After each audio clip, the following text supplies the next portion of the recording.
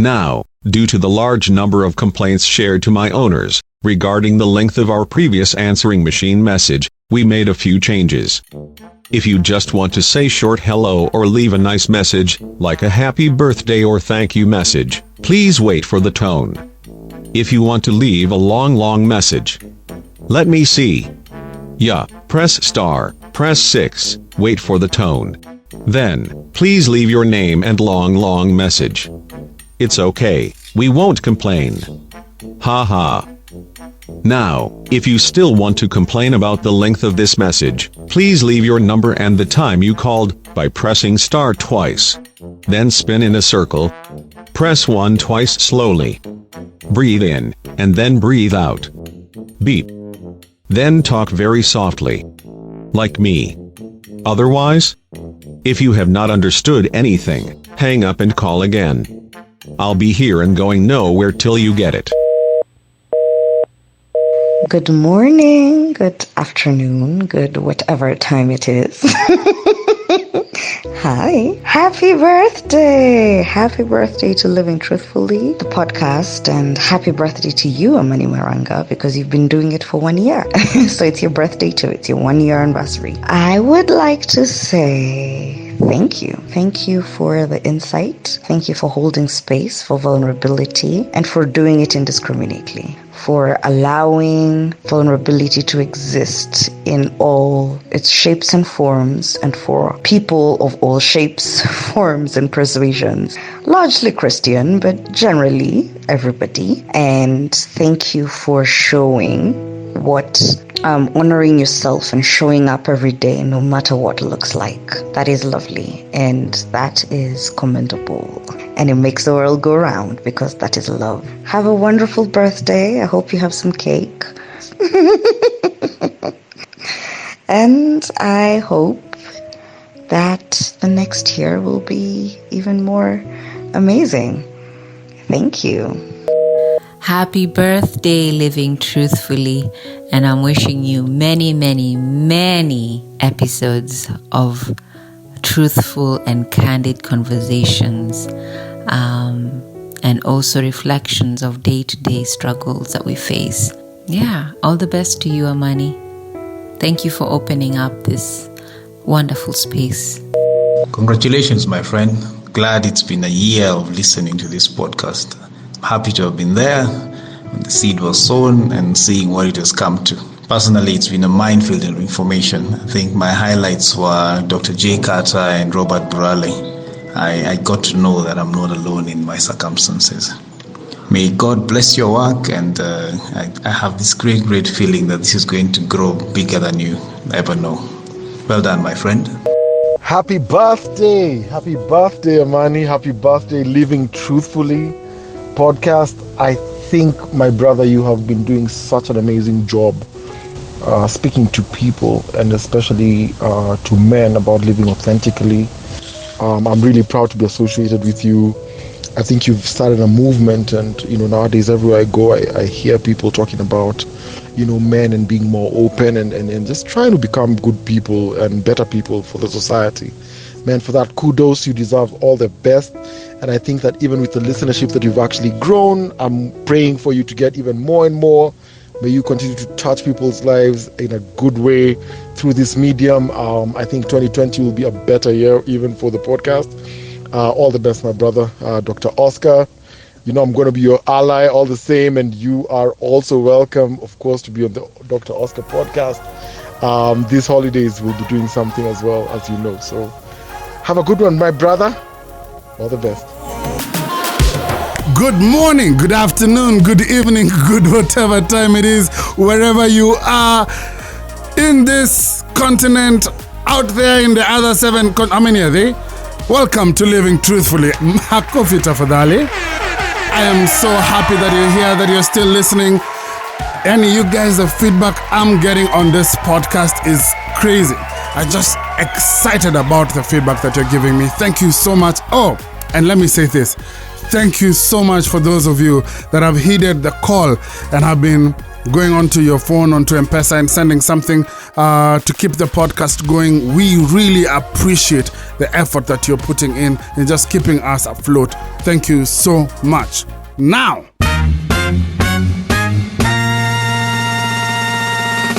and with me in studio is a legend. This is a man's world. This guy has probably the highest number of listens on our podcast. And as we are just about to hit 1 year, it's only fitting to have the man, the legend, Mr. Moses Nderitu.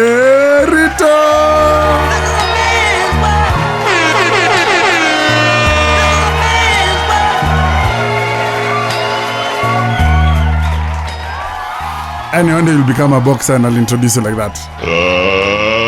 Let's get ready to rumble. Hey, Mose. What up, man?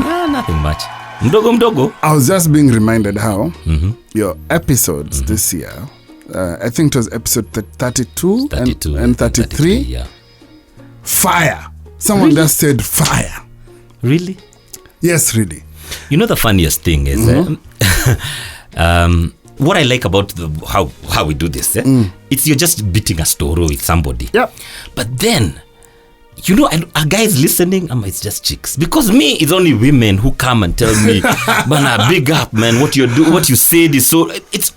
Do you know why I'm laughing? Yeah. Because just today, before you came into studio, super producer Lee was asking me, "Wait, a podcast ni machali ama ni madem?" Yeah. And I looked at him and like, what sort of question is this? So, what's the feedback you've gotten? First, maybe feedback from myself. Yes. I mean, having that conversation, you don't realize that you're carrying baggage, but it's almost like you just dropped it. Come and buy. But fun enough is what you thought that maybe people will look at you with maybe some sort of shame. Actually, quite the contrary. And what has happened is people then come and say, "Hey, boss, yeah, strong." Jamas don't say much. They just tell you, yeah, you know, they give you that look. But ladies, oh, no, that was amazing. They are sharing. Oh, you know, some told me, I don't know, it was a subject of their chama. And I think, what? And some, I'm talking from people in their 20s, 30s, to ladies in their 50s. Yes. Telling me, Bana, I should talk to more men. And I'm sitting there thinking, okay, what is it that I said that seems to have resonated so much with you? But evidently, everybody's got something different. What I got from it was, I feel free. I don't feel I have to carry that as a crown of shame. And for me, it's brilliant. It's brilliant. That's the drug that brings me to this studio every week. The freedom that comes from just sharing a piece of myself and knowing that I have nothing to hide, that I don't have to carry that shame anymore.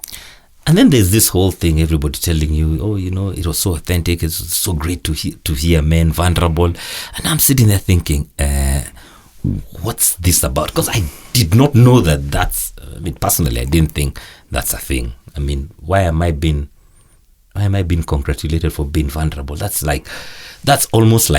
It's almost like turning your life upside down because you're not supposed to be vulnerable. And I was not trying to be vulnerable. I was just trying to be honest and, as you say, living truthfully. Yeah. I had a great quote today that the truth is like a lion. When you release it to the jungle, it's going to defend itself. You know? And I think what you did was just that. It was you released truth. And it's gone there and it's defended itself.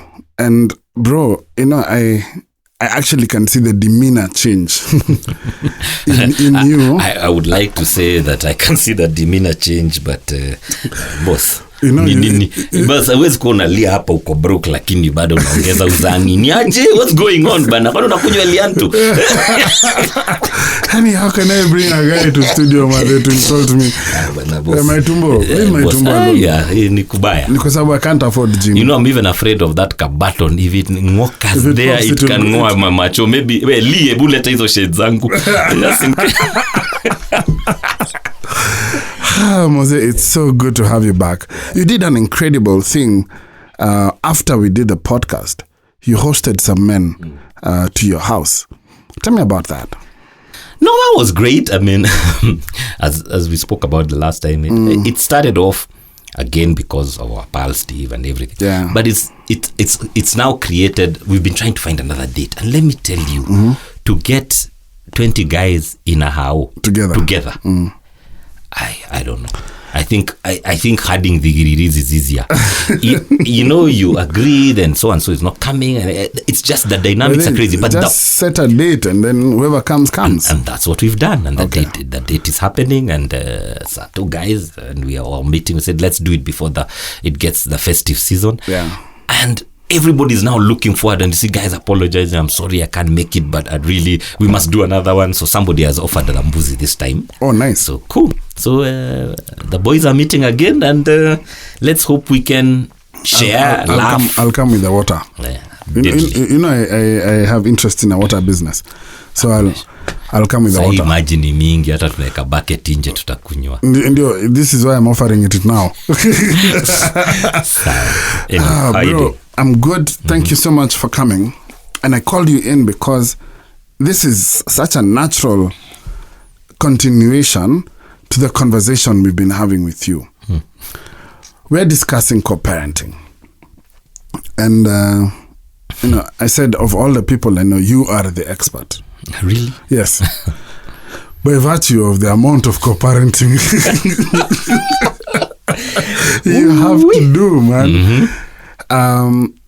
But I have a very specific agenda with this conversation, and let me share what my thoughts are.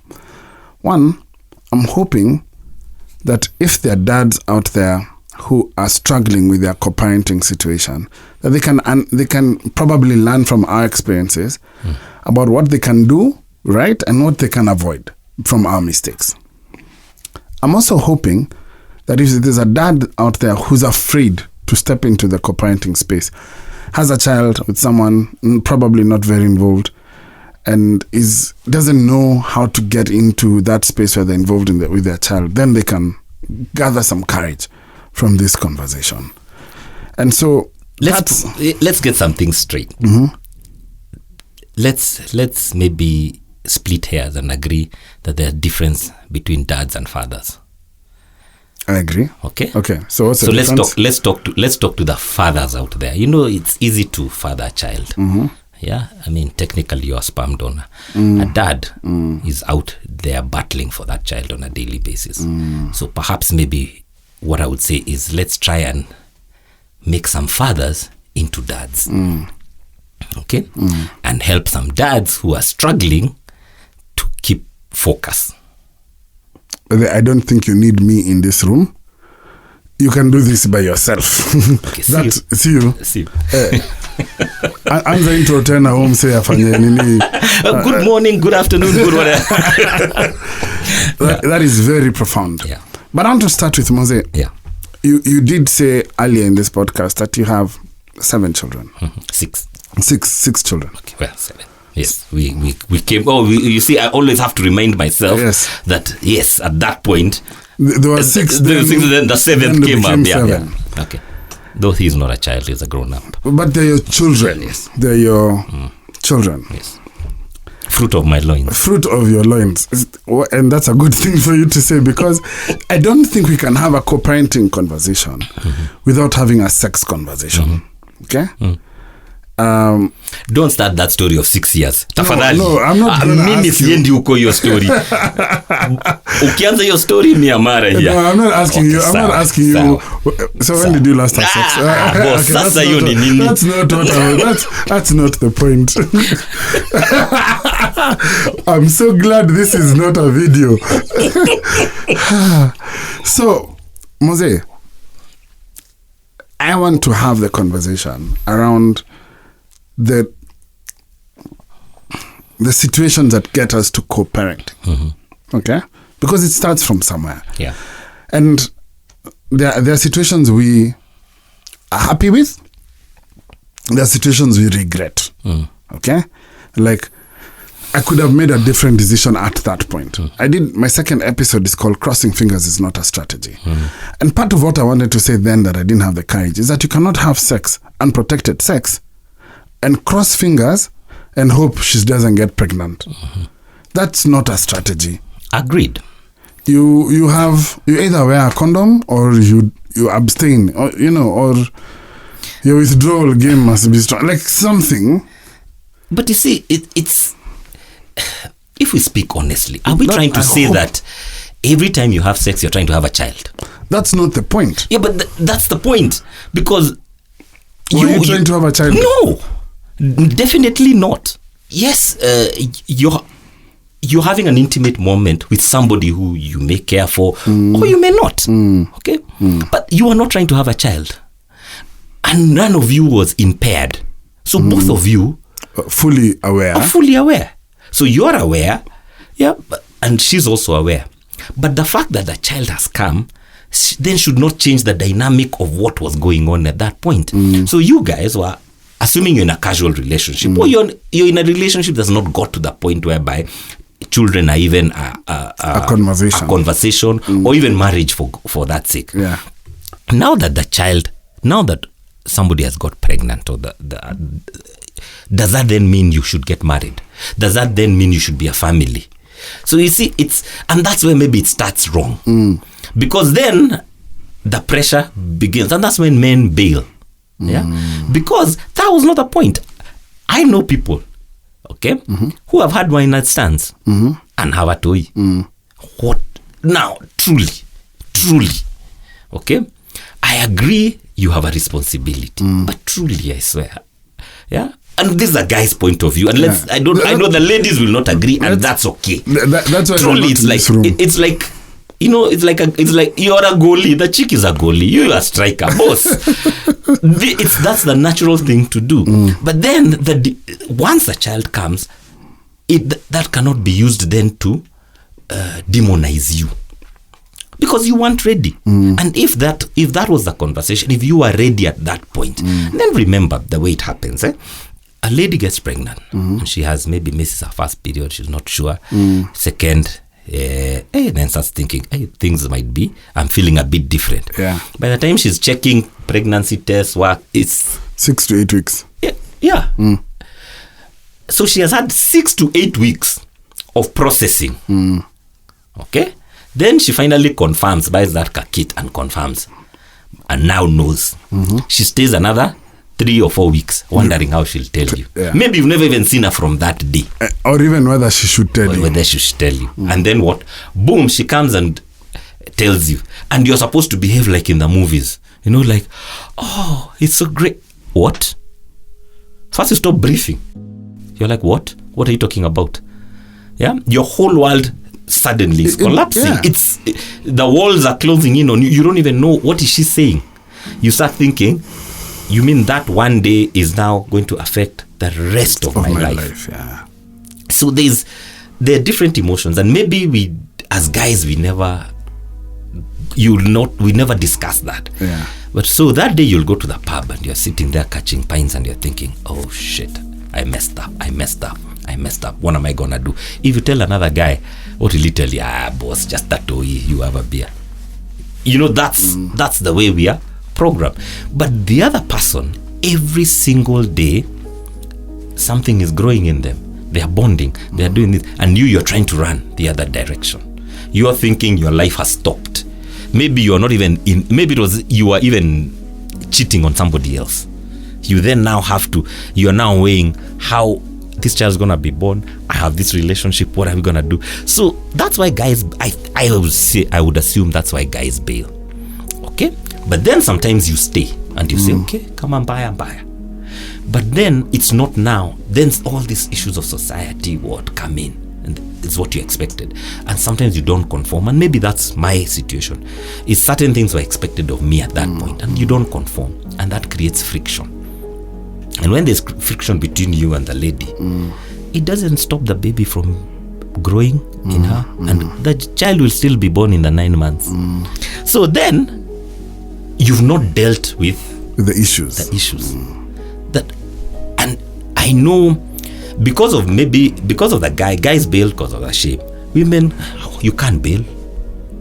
Either you terminate, which has all its risks and God knows and is illegal, and or you have the child. And if you have the child, you then have the entire society looking at you and thinking, Allah, so and so's daughter, are you getting married? Oh, who's the father?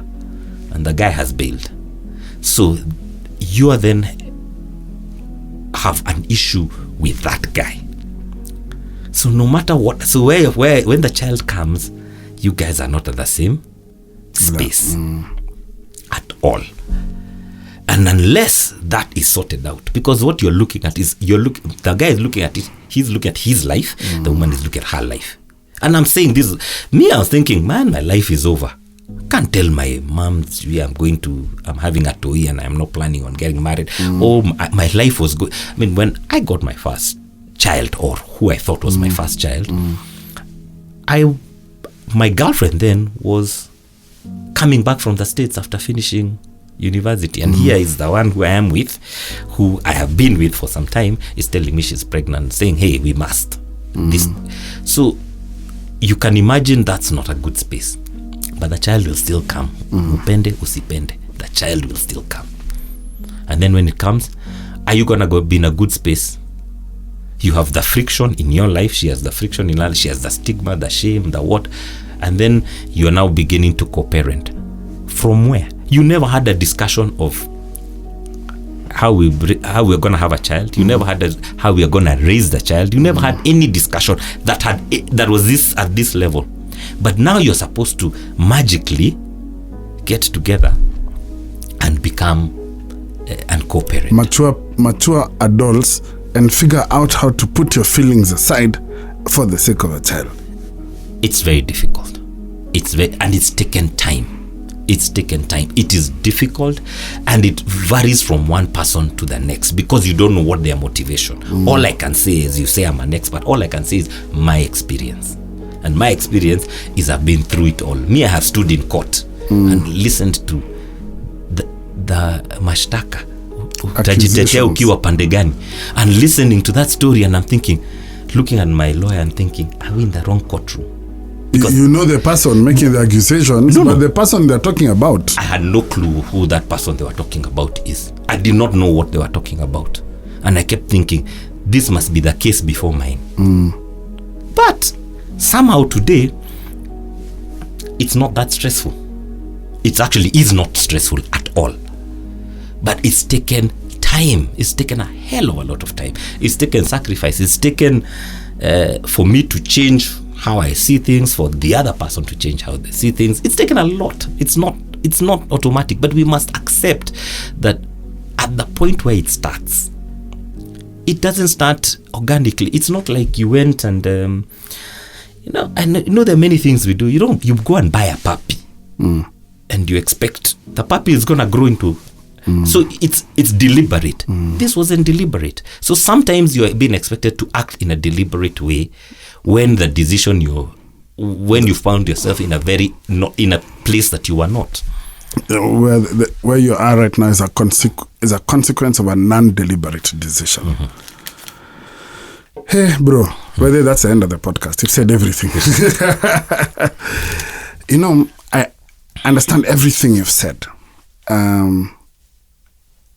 How we get, and why I started with the sex is because I feel like there's a lesson here to be learned for people who right now don't have children and are engaging in sexual relations without forethought of the consequences of those relations. And I like the way you've put it, because you've said this was casual. This was. Maybe it was not even... It was not procreation. It was recreation. It was recreation. It was recreation. Let's call it as it was. And so people engaging in recreation, not knowing that procreation is a real potential result that changes your life. But come on. For me, I have a problem with that issue. Because not every sexual encounter, even in marriage... Every time you sleep with your wife, you're trying to get a toy. No, but bro, see, it's a possibility. Yeah, but it's not like, you see, this is the problem, and this is where biology doesn't work. you can get, she can get one toy in a year. Yeah. You, how many can you get? There's a mismatch, boss. There's a mismatch. I've laughed like a fool. There's a mismatch. So you see, I refuse to buy that, because yes, there's a potential, but also we have to stop demonizing guys for it, because we are demonized. Let me tell you, you have a child. Next thing you're on Kilimani moms and dads, you deadbeat dads. Yeah. And really, did you consult me? Did you come and say, hey, Moses, can we have a child together? It's not. You sprang it on me, and then I was supposed to say hallelujah. There's such a double-sided coin to this one, and one that has even a double standard. And I'll get to it. But first, I think what I have learned from my experience is to take responsibility for my actions. And so, if I do not want the chance of having a child with you, I'm always trapped up. That's simple. Because I'm like, this is my action for me now, and this is after mistakes, bro. This is my action now. I hear you and 100% agree. And I'm trying to get a vasectomy. Where were you when I was 19? You should have told me that story. Yeah. That's why I'm having this convo with you. We tell this guy over here, the intern who's schizoing, to know that there are real consequences, And it's as a result of pain. That it's that the pain is what reminds me to put that thing on, But even that thing sometimes you can find it chilling like a scarf. What will you do? That image is so bad. It happens. Then? Hey. Now, I don't know if I should make my controversial statement. I'll make it anyway. It's about this choice story, because they say that, when a chick is pregnant, she has a choice whether to keep it or not. I say choice in quotes. Yeah. It's not like a straight choice. It's not like on and off. Yeah. But those are the options. They're not equal. They're not equal. No, and I'm not even downplaying the weight of those options. I'm just looking at this from a dude perspective. That if she decides not to keep it, I don't have a say. It's her body. It's her choice. Okay, and I stay in my lane. But if she decides to keep it, then I am part of the package. Because if she decides to keep it, then I have a responsibility as a father. Do you see the double standard? I see where you're coming from, but if she decides not to keep it, she may hold you responsible for that for the rest of your life, and you may not know. And we have had people who perhaps, what if she never has another child? Who will she blame? Me. What if you never have another child? Then many years later on, you find out that so and so had your terminated a pregnancy. It's not as easy as it would be nice to make it abstract, but it's not. There's no straight line to it. There's no straight line to it. So it's for me, I see it. It's like and I think I said this to you in the last. I said God has a sense of humor, because sitting here today, and if we had this conversation when I was 19, now if I was to, and I asked you this, which child would I return? Which one will I say I wouldn't have wanted? None. What would I be living for? So maybe now I've gone full circle and say, actually, how could it have been a mistake? How can the best blessing in my life have been a mistake? Preach! And it's so true, because my children are everything. Everything. You take out whatever you take out of this. I don't even have a conclusion for someone like out of this thing, because we're saying children really are a blessing. And my kids have changed my life. Yesterday, my daughter sent a text in a group, family WhatsApp group. So my son told my daughter, because she's in school out of town, that he misses her. And then she posted that koalas are endangered species. Okay? there's forest fires happening right now in Australia. So I text. So my son has texted, I miss you. She texts, koalas are in danger. I text, I love you, Baba, because I'm trying to make him feel better about missing the sister. She says, wow. I tell her, listen, we also care about koalas, but your brother needs love right now. And she says, he's not almost extinct. Ouch. I'm like, that wit. I am so glad to have had that conversation, had that laughter for that moment. And my kids are such a blessing to me. And I hear you when you're saying that they are a blessing. There's no one you can choose to return. No. And maybe what we're saying is that children are a blessing despite how they come to us. And that's that. Now there we can start the podcast. So they have come. What are you going to do about it?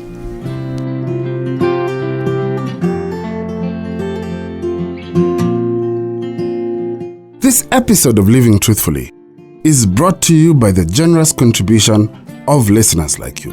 If you'd like to contribute to our podcast as a way of saying thank you, good job, keep going at it, or just a way of buying us coffee, please check the details on how you can give your love donation in the show notes of this episode.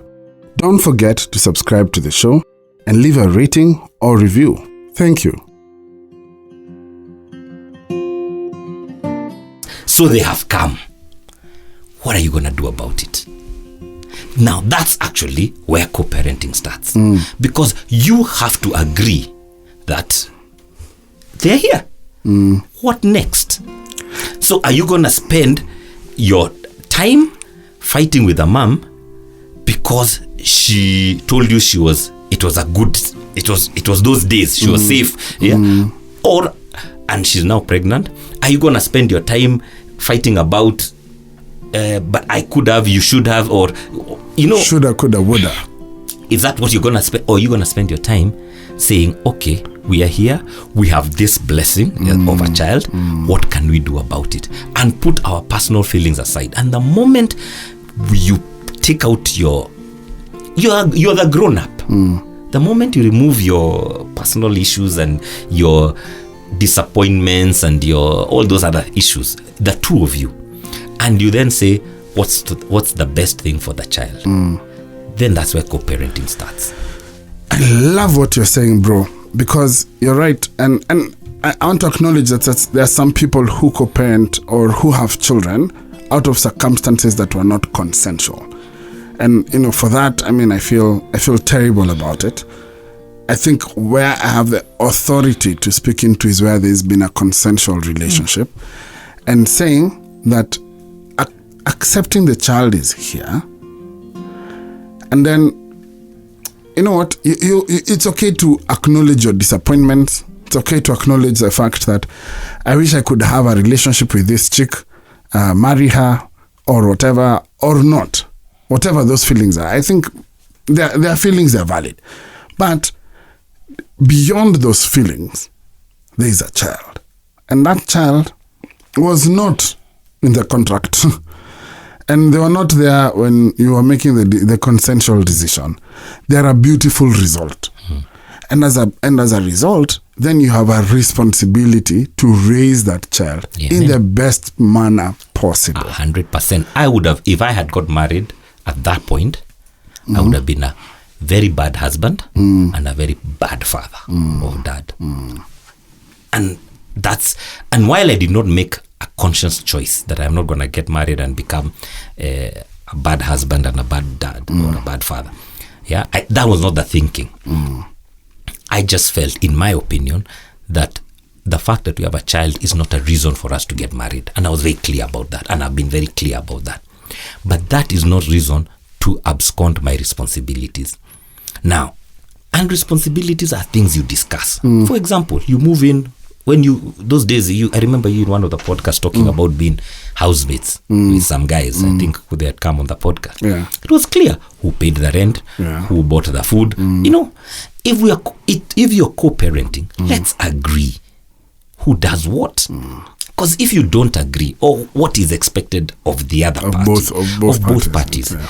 The point that when you agree that this is expected, let me tell you, life is much easier. But when you don't agree, or when one person feels entitled, whether it's the man or it's the woman, they feel entitled to something beyond the other one, then you will have issues.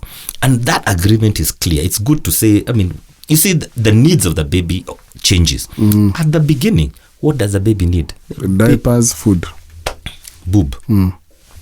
So what discussion do you have? The best thing you can do is make sure you're not stressing that lady, so that, because when you stress her, what happens? She can't feed the child. She can't feed the child. Yeah. So you have to think that, and as the needs change, then you also have to change. But you can't sit there in anger complaining forever that, I was played, what rubbish. Grow up, boy. Simple. What rubbish. Because you see, we forget that, and you've lived with your kids and their mom was your wife. When you guys are fighting, do the children know? Yeah, that's what you think. They know. They know from this point of view. They'll see your demeanor. These are the people who live with you. They know.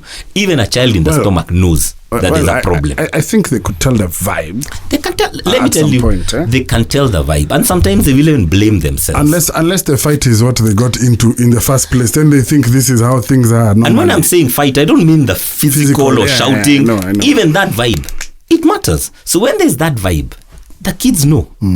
And what they will do is they will scatter around you guys. Depending on, they don't want to be on your bad side. But you think they don't know. And you do this for a year, 2 years, 3 years, 10 years. And then in 20 years, you start wondering, we're asking, Kwani, what's wrong with these boys? What's wrong with these girls? Well, you have taught them.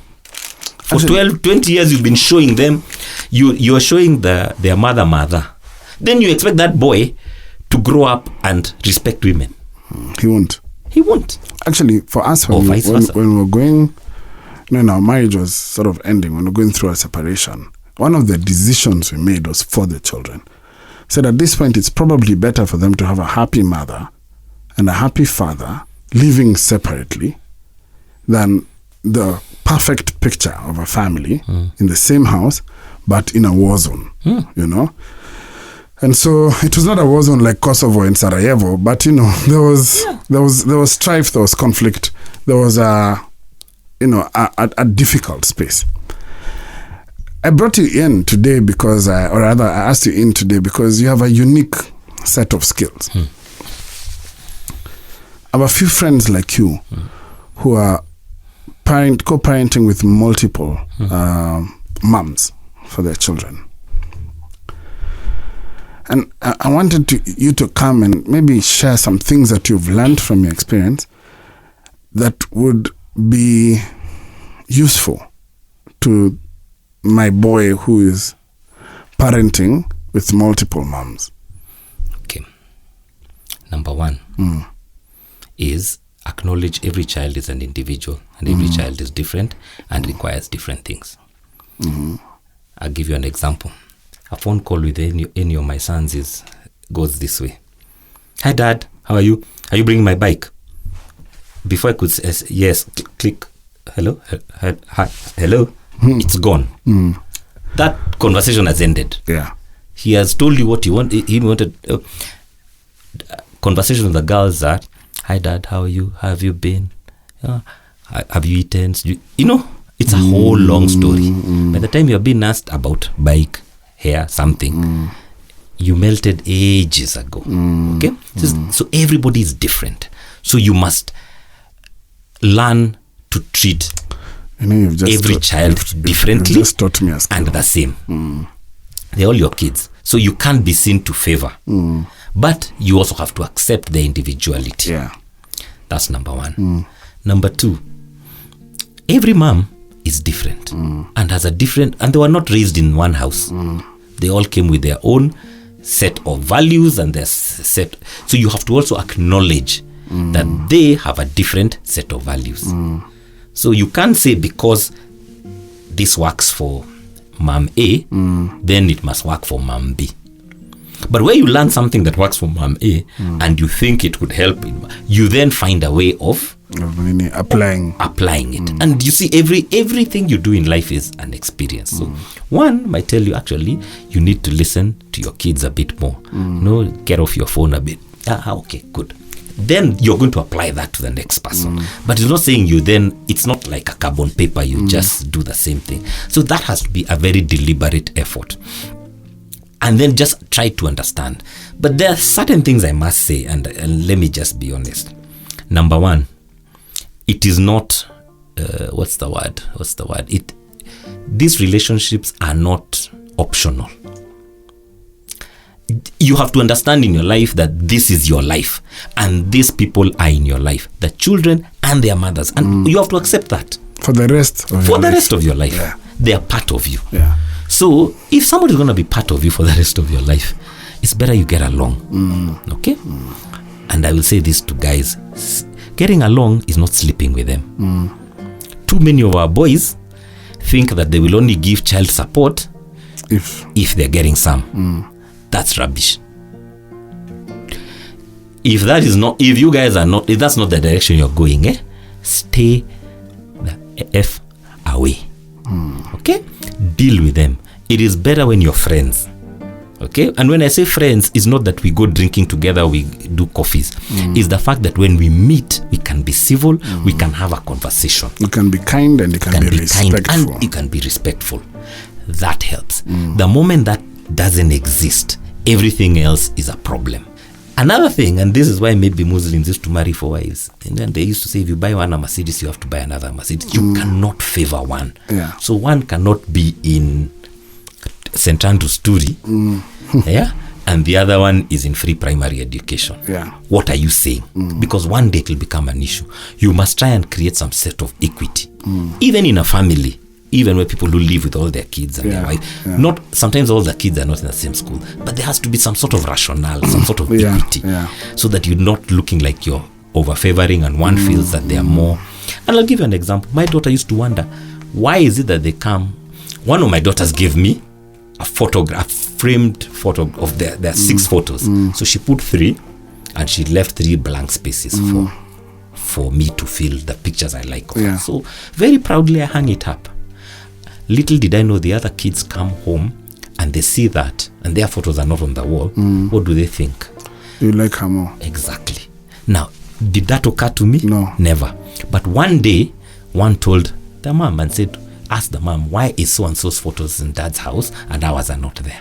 And so the mom did not come and reprimand me. They came and told me, there is this issue. And because you have a mutual respect and you can have a conversation, and it occurred to me, it never had. And that Christmas, our Christmas project was to put photos of everybody up. And now everybody's photos are there. And that became it was a very beautiful thing to do. And now, on my last birthday, they all gave me beautiful photo frames, which then I'm going to put of all their photographs. But you see, if she had come and reprimanded me and told me, the other, what would have happened? There's a level of respect, and that only came with also creating boundaries. And that's why I say, put it down in writing, because it's not a crime to be broke, boss. It's not a crime to be. There are days you will not be able to pay. Yeah, that's not a crime, and that you shouldn't be reprimanded because you can't afford child support. But if you've agreed, school fees is mine, medical is mine, I will do X, Y, Z, and you agree, and both of you agree, and the law says it's 50-50. Yeah. Okay. Yeah. I know it can shared never. Custody, it's shared custody. Yeah. Okay. But agree what that shared custody is. Who does what, and so that way you're not then fighting about things. So that the day you don't have, you can say, look, fees is my responsibility, but I'm struggling. I'm struggling. Can you cover it for this month, or can you cover this term? When I've got this thing going on, I will be able to do it. A reasonable person who's thinking of their child will listen to you. But you have to have created that space. I agree. I hear you. You were going to have them over the holidays, I think in August. Did that happen?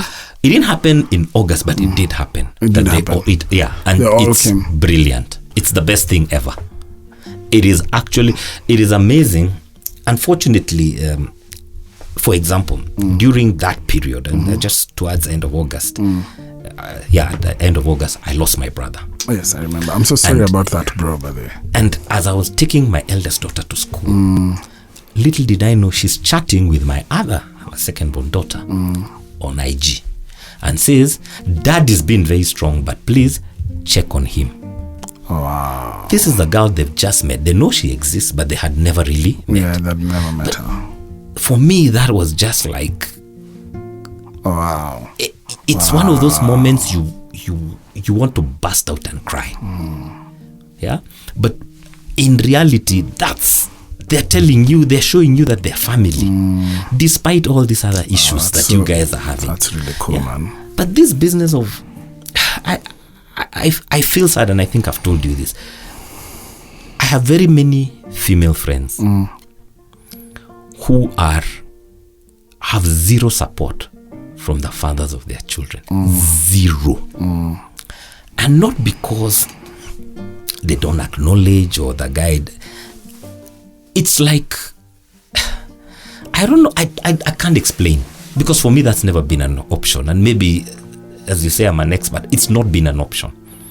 But it's happening more and more, and you start wondering. So you don't know if it's people don't know how to, or they are running away from that responsibility.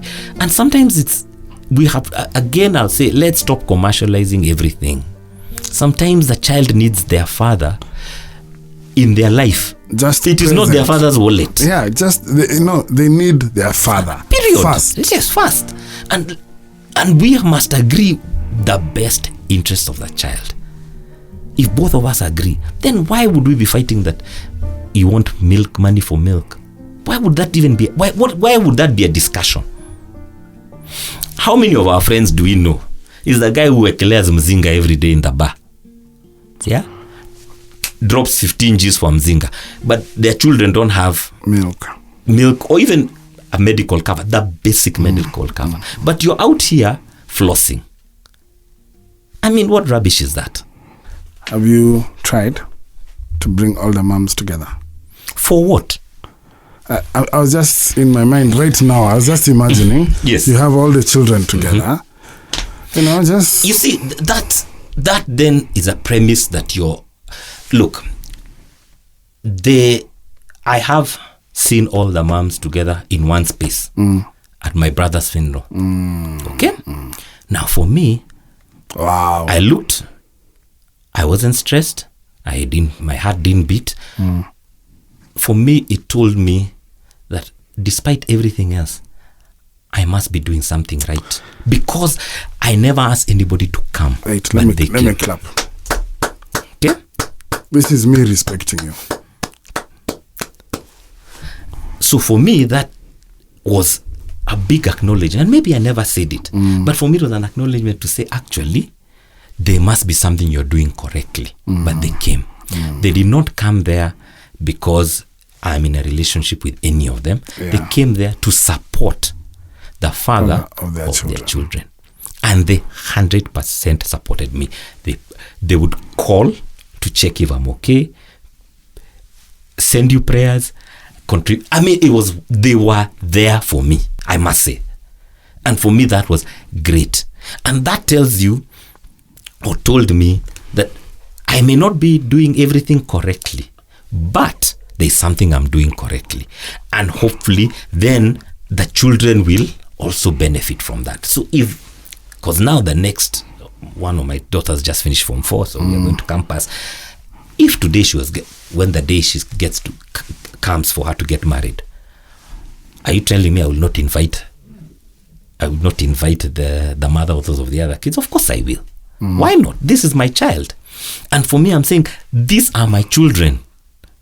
You are the mothers, but these all are my children.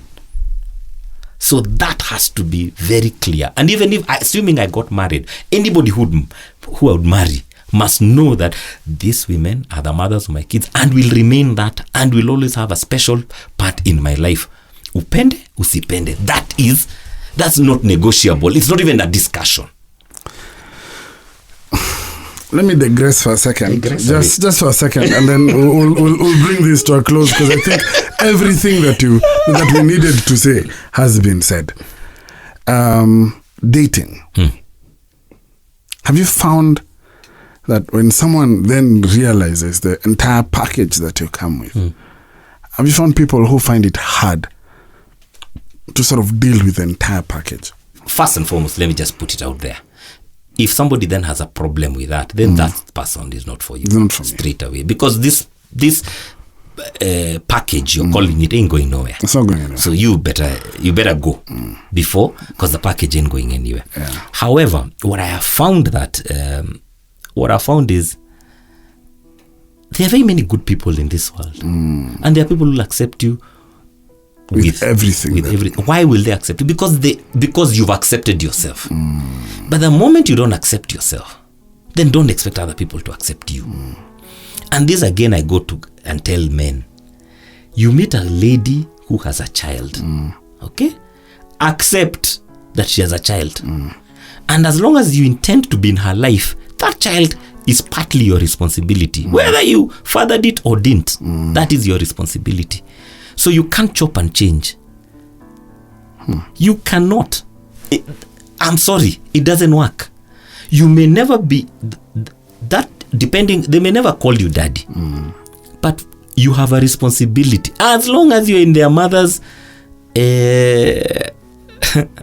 but as long as you're entering their mother's pants and sleeping in her bed or vice versa, you have a responsibility, because you meet a girl, you're going to sleep in her house and she has a child and the child has no food, or she's coming to sleep in your house. How? So you take somebody's mother away for the weekend and she leaves a child hungry and you're taking her to Masai Mara. Are you mad?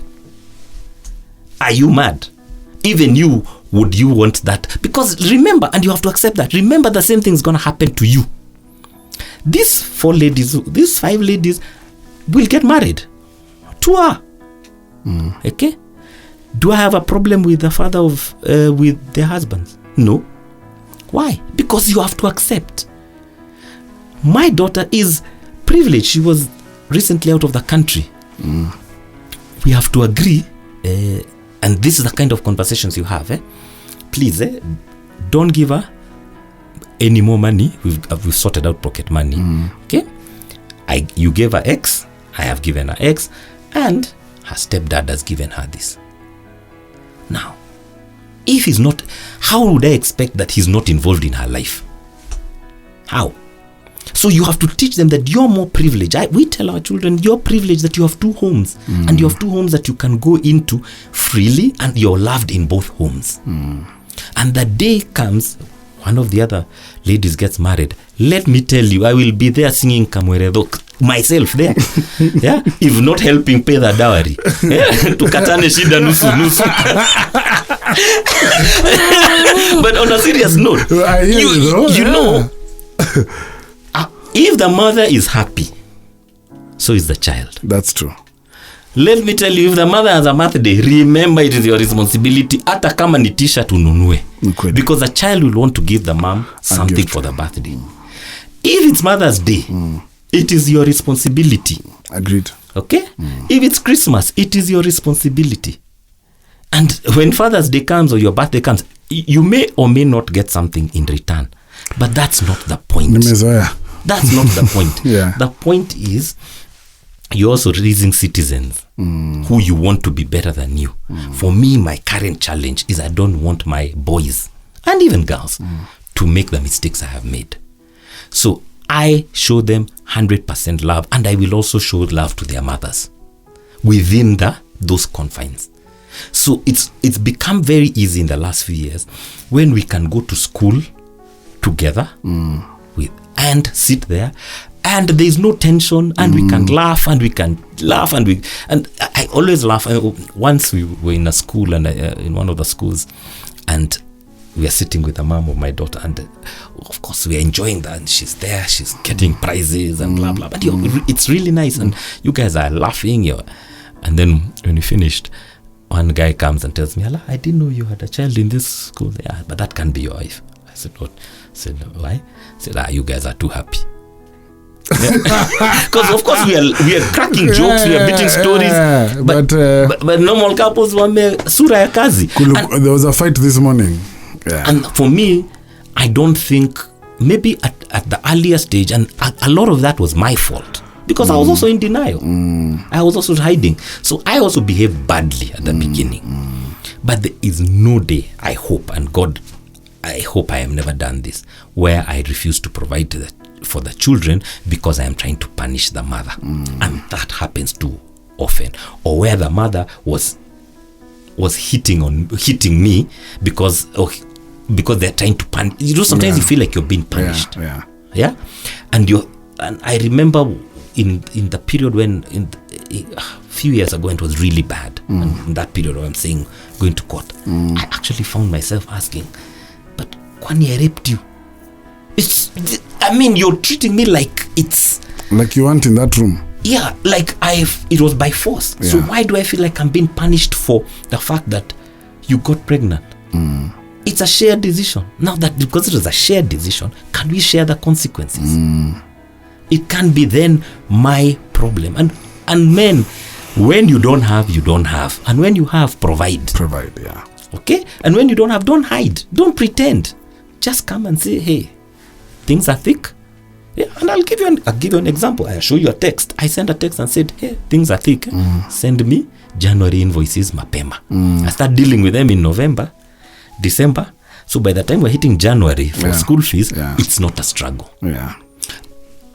And you get a message back. You need to teach me that skill. Yeah, you get a message back telling you, is there anything I can do? Wow.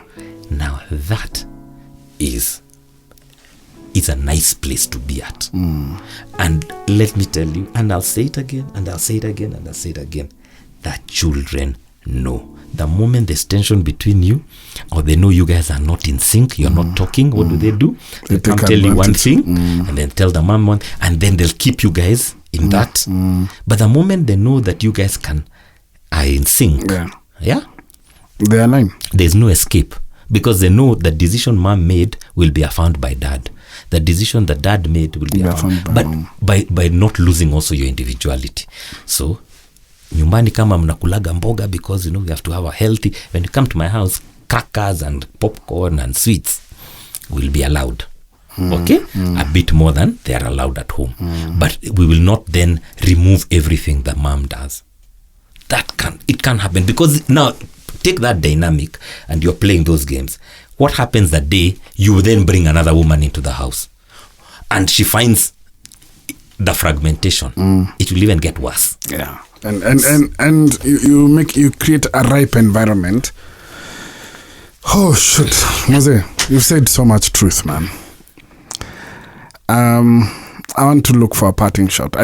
I feel like everything I needed, I hoped would be said here. I'm looking for a parting shot. Let's talk to the guys first, and say, just like, what's the one thing you want to tell guys who are co-parenting? I don't know. It's difficult to just think of one thing. But for me, the one thing that I know I'm coming across more often, especially with the ladies I meet, is men who have just abandoned ship to a level that I don't know. Maybe we need to have a conversation and ask the guys who've run or who have bailed, or what happened? What happened? Because I always like to make a joke that these children are, the mother is not your relative. The children are. So why are you abandoning? So no matter what happens, just be there for your kids. And maybe there's a shame or there's some stigma, some fear, something. It's nonsense. I'm here, I am standing saying I have 7 children with 5 women. I am not ashamed. That's me. I have brilliant children.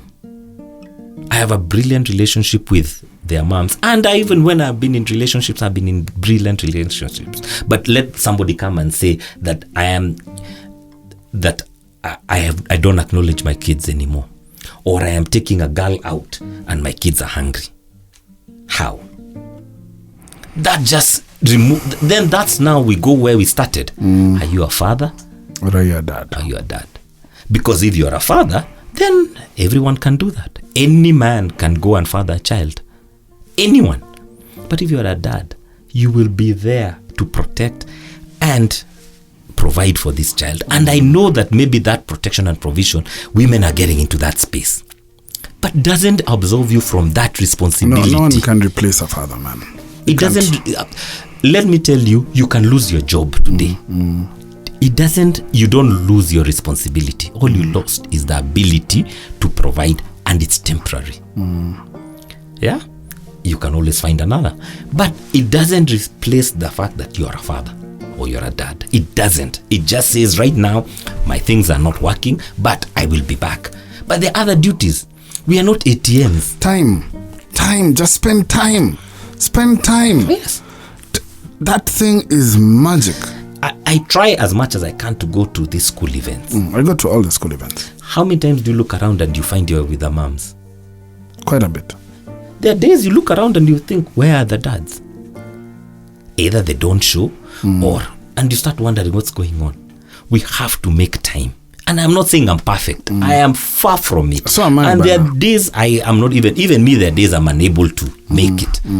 But the day you can't, and you have a good relationship with the mother of your children, and you call and say, this one, CS make.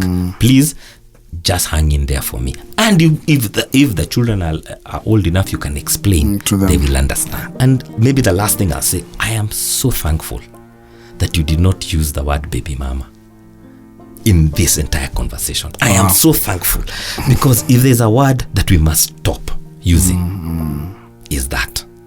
Because that's already, you've already demeaned the person. It already has a connotation of negativity. Call them the mother of your kids, because that's what they are. Whether you want to, and I'm not saying you'll get along, you will not always get along, but they're the mothers of your children. And whether you run away, whether you go to the moon and back, that child is yours. Your story. You went looking for your father. You're rebuilding a relationship. You went looking for him. What will this, for all our friends who have bailed, what will they tell their children in 20 years when that child comes looking for you? Whether you knew or you didn't know. In my case, 26-year-old boy came looking for me. I am struggling to connect, to be that person he wants me to be. It's gonna be a year now, right? Exactly. I'm struggling. It's been a year. I sometimes struggle, and I can see he's looking for what he'd missed as a child. I am struggling to give him what he needed as a child, because he's an adult. So as much as we are connecting, it's difficult. It's difficult to connect at the same level than somebody who you knew as a baby. Yeah. But I have no shame in saying, sorry, bro, I didn't know you existed. And if I knew, it would be different. And now that I know, we have the rest of our lives to build something, figure this thing out. Figure it out. Okay? That's what I want to ask guys. What will you say when they finally show up? What would Obama's father say? And on that note, see you next week. I have nothing else to add. Thank you, Moses. Thank you for... there's nothing else to add, bro. I agree. Thank you. And thank you for always being so candid. And thank you for opening up your life, and for always saying yes to me. Hey, karibu, and congratulations, a year. You've been doing this. Imagine that. It's a year since we started having some straight. We actually started talking about deep things a year ago. About a year ago, December. yeah. I think we had like a 2-hour conversation on phone. On the phone. Yeah. But I really believe what you're doing is great. I had people calling you from Canada, some places we can't pronounce. That tells you Winnipeg, the reach. Winnipeg, bro. That one. Pigs. Yeah. Asante Amani, and I hope you're taking care of yourself. To the best of my ability. Yeah. Yeah. Or at least somebody's taking care of you. Usiniharibie soko. Goodbye. 6 See you. years.